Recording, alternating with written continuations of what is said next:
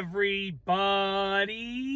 I'm here today to talk to you about the common interview question of what are your salary expectations? I'll be going over how to answer it in this simplistic tutorial. Let's get right into the video. I'll be going over 5 specific things that will guide your answer and will hopefully get you the salary that you desire, or at least close to the salary that you desire.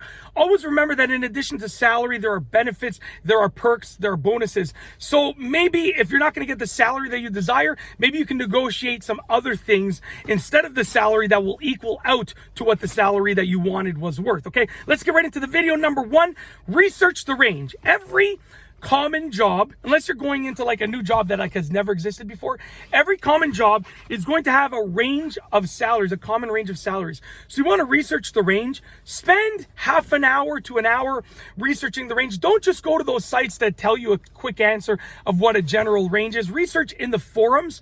Make sure you're researching locally, because salary ranges differ from one place to another.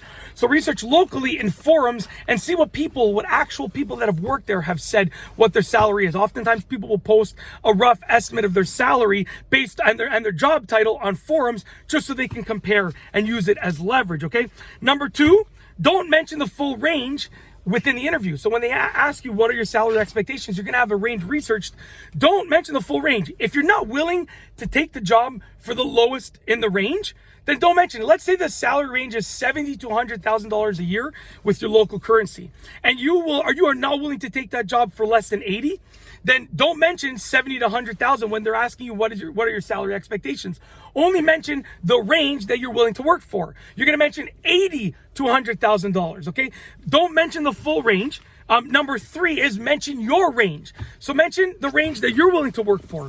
If you think that your qualifications only allow you to make that 90 G's a year, but you're not willing to work for less than 80, then you can say your salary expectations are between $80,000 to $90,000 with the local currency.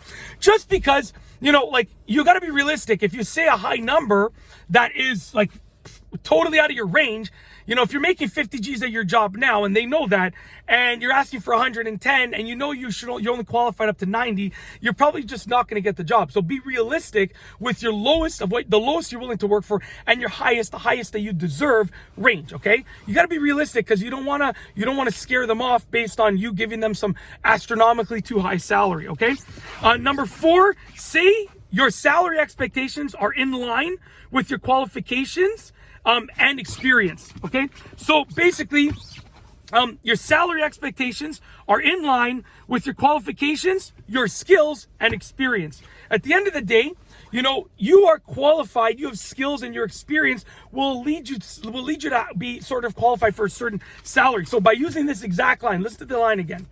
Your salary expectations. So my salary expectations are in line with my qualification levels and experience. I said it wrong the first couple times. I do apologize. Once again, write this down right now. Pause this after and write it down. My salary expectations are in line with my qualification levels and experience. And you can change that to include skills, education levels, and stuff like that. But that really sums it up. You want to mention that because it just allows them to look again. Oh yeah, you are qualified in this sense. You have this experience at this past job or this past internship, and that qualifies you for it. So it just reinforces that that you're qualified to meet that specific salary that you expect. Lastly, once you've mentioned the range, once you've said the line, my salary expectations are in line with my qualification levels and experience, and potentially skills and anything else, and education, anything else you want to include in that, you want to ask them. The 5th thing is ask them where they stand, right? They don't have to give you a direct answer right now, but this is your chance to sort of patch any holes that you might have created.